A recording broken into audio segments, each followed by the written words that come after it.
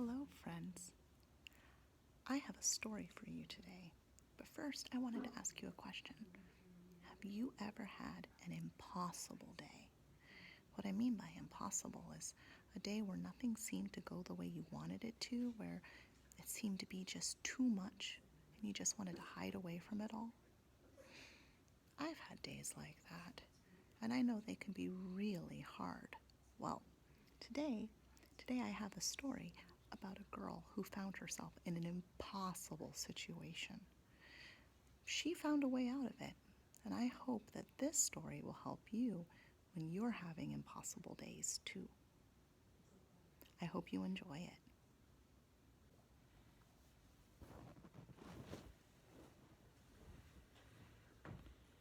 Once upon a time, in a land far away, there lived a miller.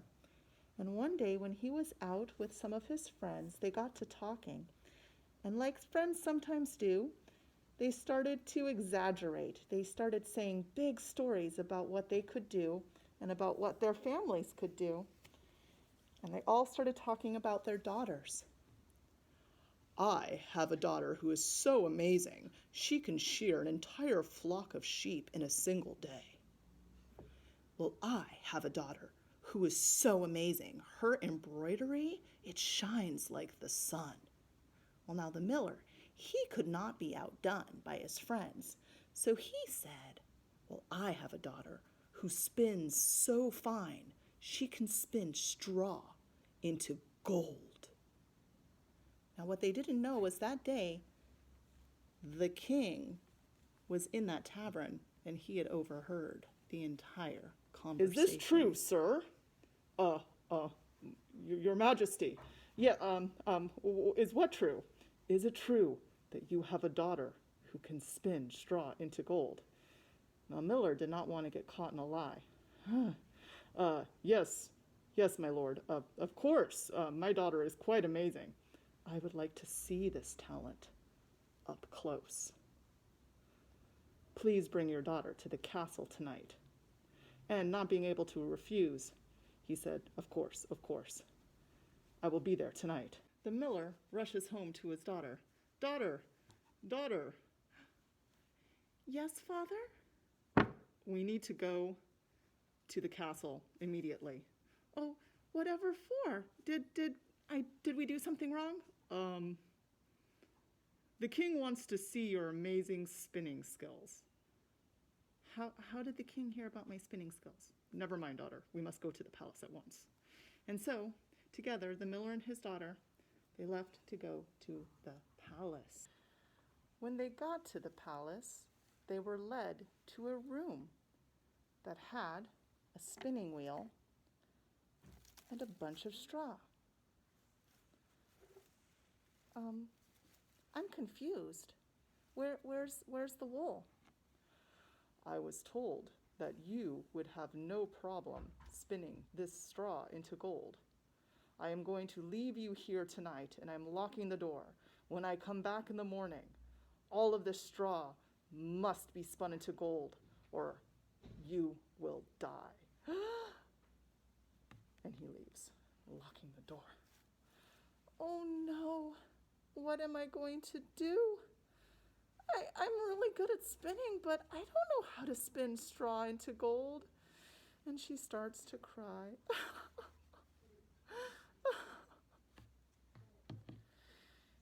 And then appears a strange little man. Whatever are you crying about, my dear? Oh, woe is me. I must spin all this straw into gold by morning. Well, I could do it for you, but I can't do it for free. You'll have to give me something in return. Oh, I'm but a simple maid without a lot of worldly possessions. What could I possibly give you that would be worth turning all this straw into gold? How about that pretty bubble around your wrist? Oh, this ring? It was given to me by my mother before she died. Perfect. I will take it in exchange. And so the girl gives the little man her ring. Go sleep in the corner, and when you wake up in the morning, all of this will be turned into gold. Oh, Oh, okay, sir. Thank you. Thank you. And so she went off to sleep, and he worked as fast as he could all through the night, spinning the straw into gold while he sung his little songs. Hee hee hee hee hee. I can do this as easy as can be. And when the girl woke up the next morning, oh my goodness, you did it! Thank you! No thanks are necessary. I hope this pleases your king. And he leaves. And just in time, too, because right as he was leaving, the king showed up. And he came and he inspected the gold. Magnificent. Even better than I was expecting. You, my dear, may be very handy indeed. Am I free to go? No. What? Of course not. I have yet another task for you. And she was led away by the king, gold, into yet another room that had an even bigger pile of straw. This will be your lodgings for the day. Oh, that's even... Okay, my lord. Wow, You must spin all of this into gold by tomorrow. I will be back to check on you. And he leaves her in the room, alone again, with the spinning wheel and a massive pile of straw. Oh, what am I going to do? This pile's even bigger than the last one. I don't know how to do it. I can try. How did the little man do it? And so she tries to sit at the spindle, and she does her thing, and it's not working. It's not working. What am I gonna do? And hearing her distress, the little man comes up. Oh, whatever is all the fuss? Oh, you're back. Dear friend, I see you have more straw. I am guessing you need to have this spun into gold as well? Oh, yes, if you could. But I don't know what I can possibly give you. Well, that necklace around your neck is rather nice, and I do like shiny things. Oh, this was a gift from my grandmother before she died, but I guess I can part with it. And so she takes off her necklace and gives it to the little man, who is very happy, for he does indeed like shiny things. Okay, my dear, you know what you need to do. Just go over to the corner, have a little rest, and when you wake up, I will have this taken care of for you. It'll all be spun into gold. And so she leaves as he requests, goes and sleeps in the corner while he gets to work on the straw, singing his little song.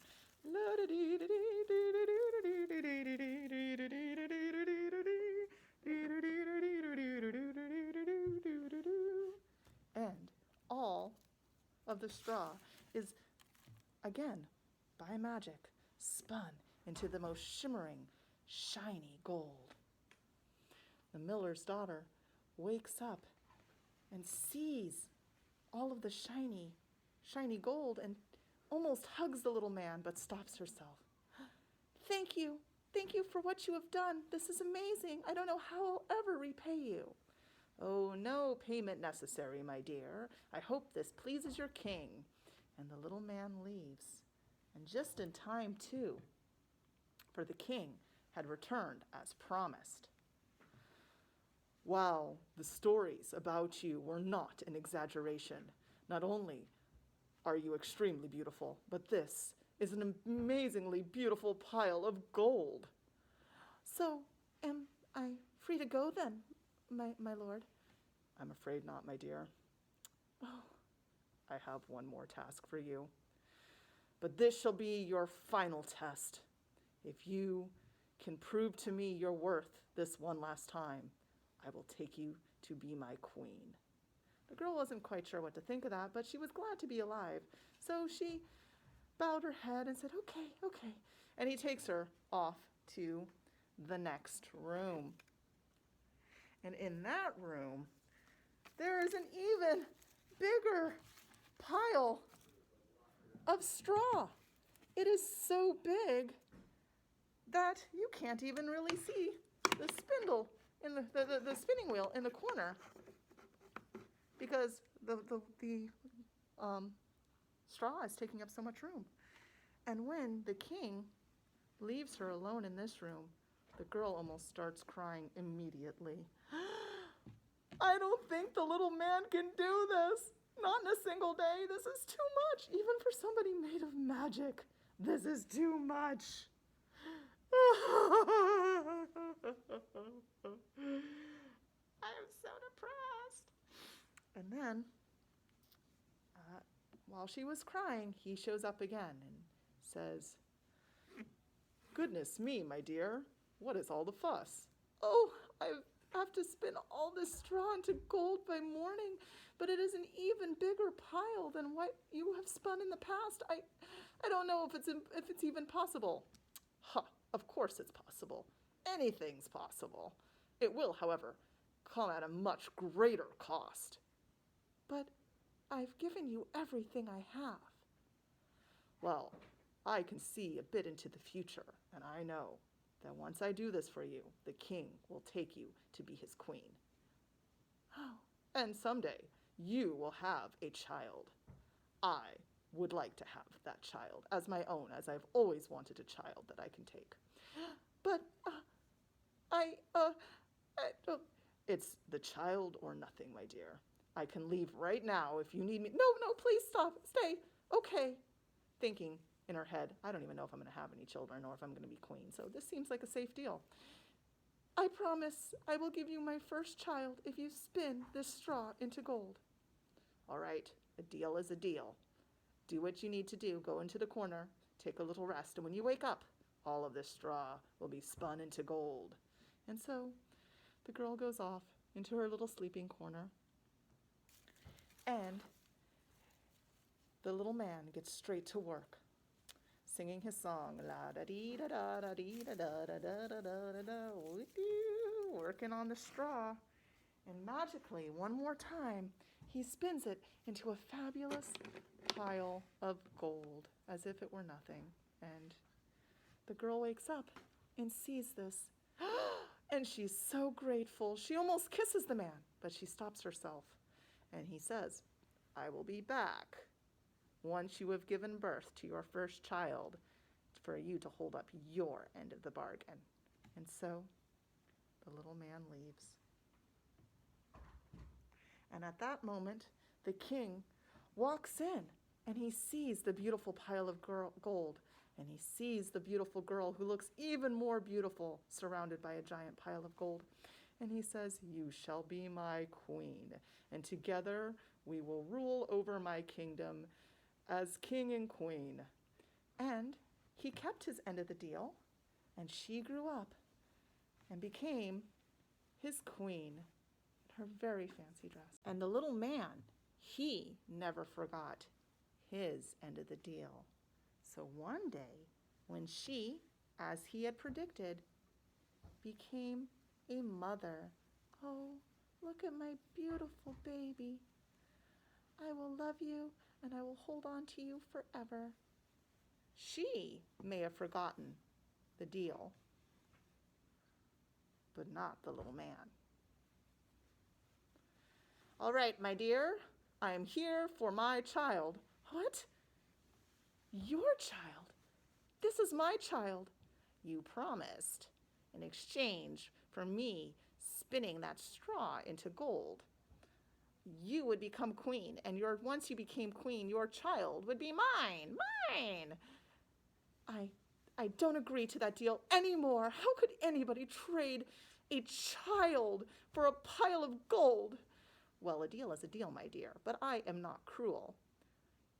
I will give you an opportunity to save your child, but you must know my name. You must say my true name. If you can figure out what my name is, I will let you keep your child. You will have 3 nights to guess my name correctly, and if at the end of the 3rd night, when the sun rises, you have not said my real name, your child will belong to me. I'll give you until tonight to think, and I will be back. So, If I were you, I'd start making a list. And he walks away. And our queen, she thinks and she thinks. She doesn't know how she's going to be able to get out of this problem. And she has a very friendly servant, a nice handmaid, who helps take her baby while she's sad and says, "Don't worry, my queen, it'll be okay." Her helpful maid also helped her put together a list so that when the little man showed up that night, she felt ready for him. Do you have any guesses for me? Okay, let's see. Is your name Abram? No. Aiden? No. Alexander? No. Alina? No. Braden? No. And they went on like that all night. No, none of those are my name. Ha! The sun is up now, my dear. You have 2 more nights. And he left her alone to think. She was sad, of course. She had tried her best, but she knew that she was going to have to try harder if she was going to beat this little man. So she talked to her very dear friend, her maid, and said, "I need you to go into the village and make a collection of every name you can find, every fabulous, wonderful, beautiful name that you can come across, and make a list, and I will try these names against the little man." And so the maid agreed to do this and left her queen. That afternoon, the maid came back with a whole list of names that she had gathered in the town to give her queen, and then left her alone to compile her list before the little man came back. And he did that night, ready to hear what name she had today. Is your name Django? No. Dorian? No. Haroon? No. How about Ike? No. Kalia? No. Malik? No. Lily? Paul? Peter? Prince? No. None of those are my name. Would you like to guess again? And they went on like that all evening until the sun came up. And he left, laughing. I hope you do better tomorrow night. Otherwise, your child is mine. And he left. And as he was leaving, she called her maid to her quickly. Yes, my queen, he just left. I need you to follow him to wherever he goes and listen to what he says. He may reveal his secrets when he doesn't think anyone is watching. And come back and report anything you might overhear that could help us. This seems like a very difficult task, your highness, but I will do as you ask, and I will report back to you in the morning. So the loyal maid went out into the woods, following the sounds that she heard of the little man in the forest, hiding behind trees so that he wouldn't catch sight of her following him. After following the little man for what seemed like hours, they came to a small camp where he set a fire and began to warm his hands and feet, singing to himself. Ha ha ha ha ha ha he, they will never guess the truth. My name is not a simple name like Thomas or Ruth. La da da da dee, they will never see that my real name is Rumpelstiltskin. I've heard his real name. I must run and tell my queen. Worried about her friend, worried about what would happen that evening when the little man came back. It's okay, baby. I'll make sure that we stay safe. I won't let him take you.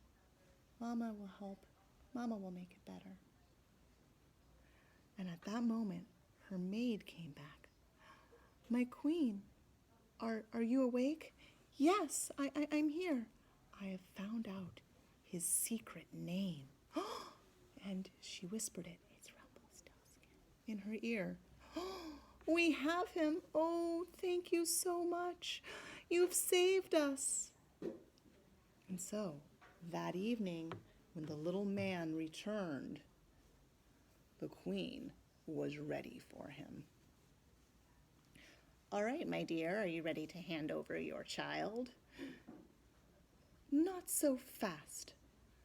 I still have one more night to guess." Okay, I guess I can humor you. One more chance to guess my name. "All right. Is it Storm? No. Sorrel?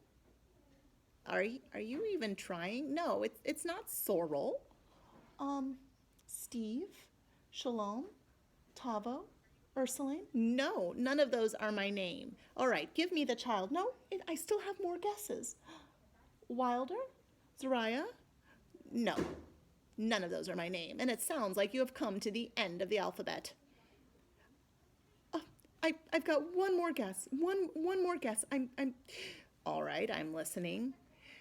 Is it Rumpelstiltskin? Oh, who told? Who told?